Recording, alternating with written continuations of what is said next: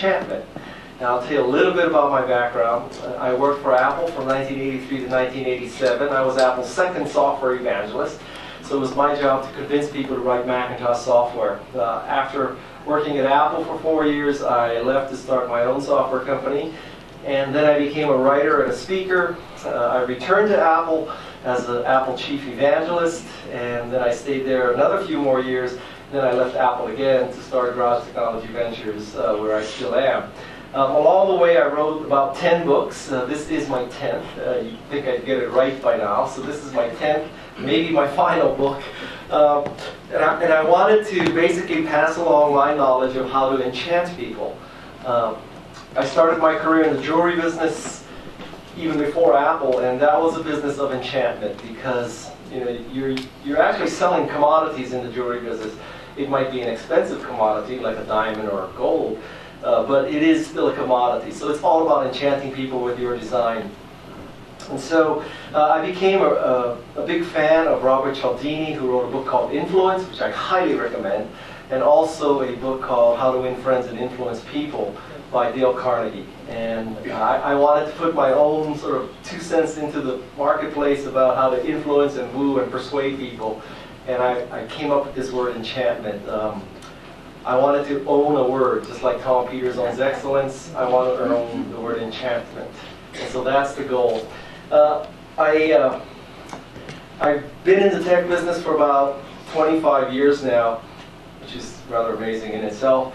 And one thing that I've noticed, other than the speakers who appeared here today, pretty much every tech speaker sucks.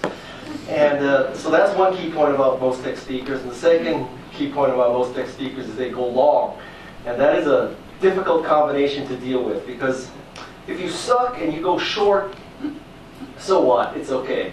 And if you're great and you go long, that's also okay. But if you suck and you go long, it's like being stupid and arrogant. It's like having a software product that's slow and hard to use. And it's a bad combination. And so what I've done is, for all my speeches, I use a top 10 format. So you know there are 10 key points today. This way, if you think I suck, you know approximately how much longer I'll suck, because I have 10 points. And so what I'm going to do today is explain, to the best of my knowledge, how you can enchant people. I think entrepreneurs in particular need to be enchanting people, because you need to enchant many constituencies: potential investors, potential customers, potential partners, and potential employees. And so being an entrepreneur is all about using a lack of resources as opposed to an overabundance. And you can overcome the lack of resources by becoming more enchanting. So that's the goal here, right? So the first thing you need to do to become a truly enchanting person is to be likable. Now, if you think about it, have you ever been enchanted by someone you didn't like? Probably not. And the 3 key starting points to likability starts with a great smile. This is what's called a Pan Am smile. This flight attendant is not truly happy to see the customers. And she's only using her lower jaw muscle. She's kind of grinning and bearing it and trying to act happy. This is not a good smile. A great smile is called a Duchenne smile. This is the smile that uses both the eyes and the jaw. This is a picture of Mary Smith, a Facebook marketing expert. Highly recommend you read her books and her writing. The key to a Duchenne smile is that you have crow's feet. So actually, crow's feet is a good thing if you want to be likable. You want crow's feet. No more Botox, no more plastic surgery. And think of the money you saved by coming to this conference today. So when I decided to put Mary's picture in here, I sent her an email and I said, "Mary, I have good news for you and bad news. The good news is I will tell tens of thousands of people every year who you are because you're in my enchantment speech. The bad news is you're in my enchantment speech because you really have crow's feet." She's a good sport. Let me use her picture.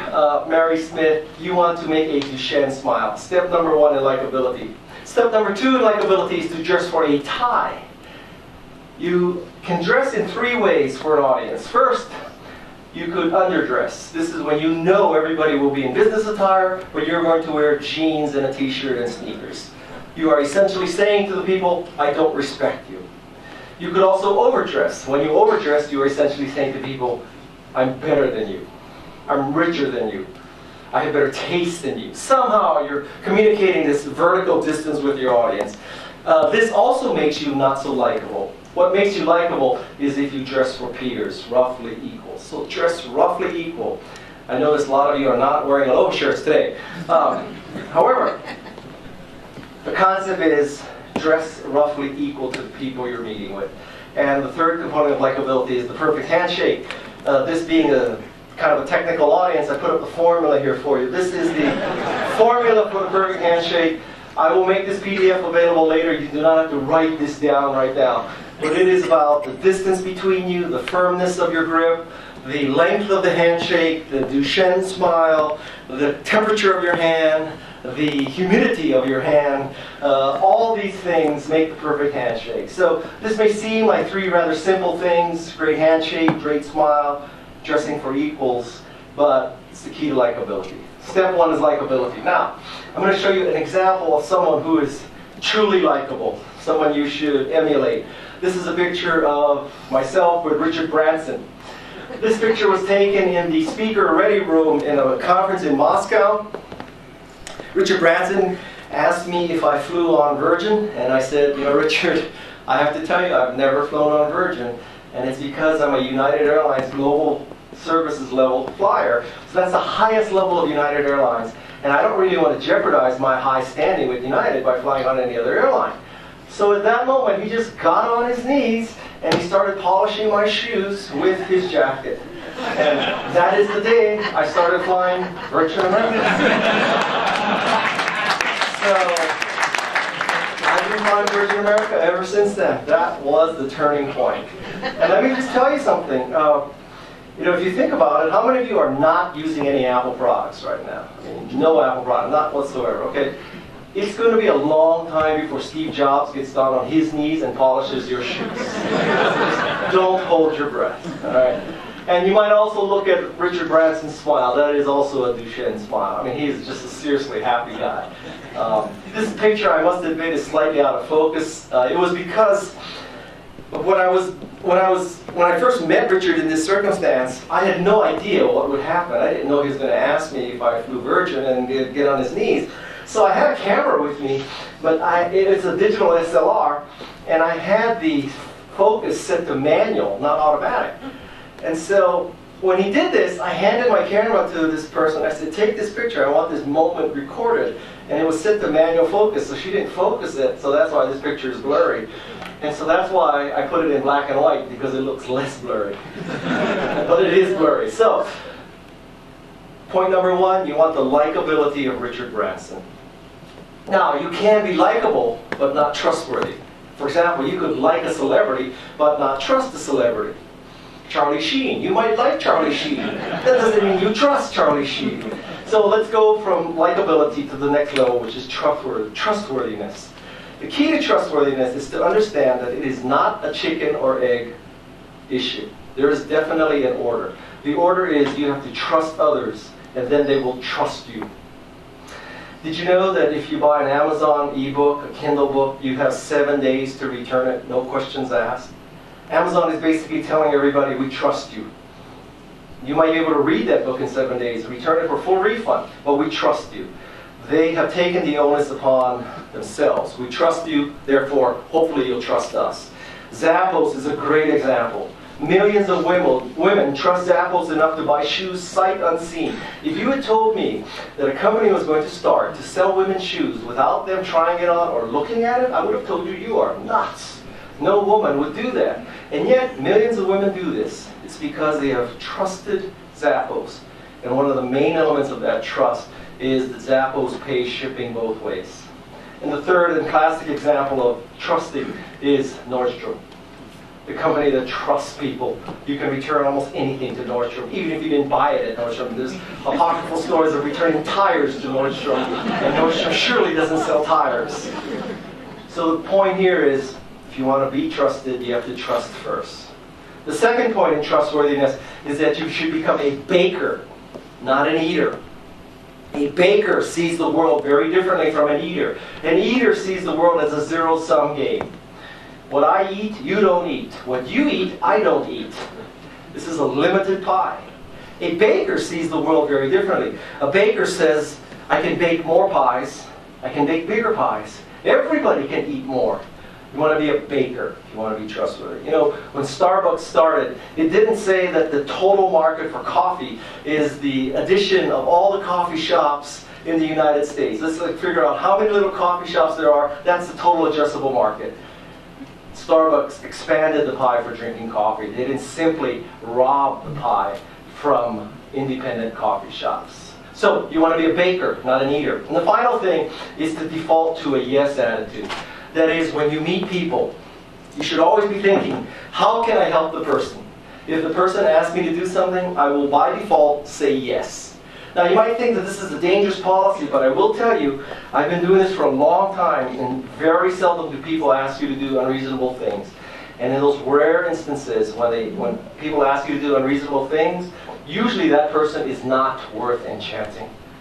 So you can live with this attitude. It really works quite well. When you meet people at this conference, always be thinking, how can I help the other person? It'll make you a very trustworthy person. So that's step 2. Step 3 is to perfect your product or your service. Because it is much easier to enchant people with something that's great than a piece of crap. Believe me, I've tried it both ways. It is much easier to have a great product or great service. So let's talk about what makes a great product or service. I call it diciness. The D in dicey stands for depth. Great products, great services are deep. Lots of features, lots of functionality. They are not simplistic. The I stands for intelligent. Great products, great services. When you look at them, you have an appreciation that the company that created this product or service understood your pain, understood the opportunity to fix your pain, understood how it could make your life better. They applied intelligence to this. I'll show you an example. This is a GT500 Ford Mustang. It has 550 horsepower. There's a similar Mustang that just came out called the Boss 302. It has 444 horsepower. Roughly 4.5 times the Prius, or 5.5 times the Prius. Just, you know, if you care about these things. So I'm just lusting to buy either a Boss 302 or this GT500. It's a good car for like middle-aged Asian American going through midlife crisis to compensate for his feelings of inadequacy. Perfect car. Perfect car. However, I have 4 children. They are 6, 9, 15, and 17. The 17-year-old has a license. The 15-year-old is getting a permit. The thought of unleashing my 2 sons upon society when they are borrowing my car is irresponsible. You know, 2 teenage boys in a 550 horsepower car, it just doesn't make sense. So that's one of the reasons why I hesitate to buy this car. But I found out that Ford has a very intelligent product. It's called the My Key. And what the My Key enables you to do is program the top speed of a car into the key. So I could, in those rare instances when it's necessary, let my kids drive this Mustang and control the top speed at 55 miles an hour. The My Key does not control how long it takes to get to 55, but it will control the top speed of the car. I think that's a very intelligent product. The C is for complete. Great software, for example, is not just the digital download. It's the software, the OEMs, the VARs, the resellers, the app developers, the API, man, that is a bright flash. The APIs, the webinars, the conferences, all that good stuff that makes up, it's the documentation, it's the online support group. It's all that stuff that makes a complete software product. Great products are complete. They are also empowering. They make you feel more creative and more productive. That's the secret to Macintosh. People who use Macintoshes think of Macintosh as an extension of themselves, that it makes them more creative and more productive. And the final E is elegant. Great products are designed well. So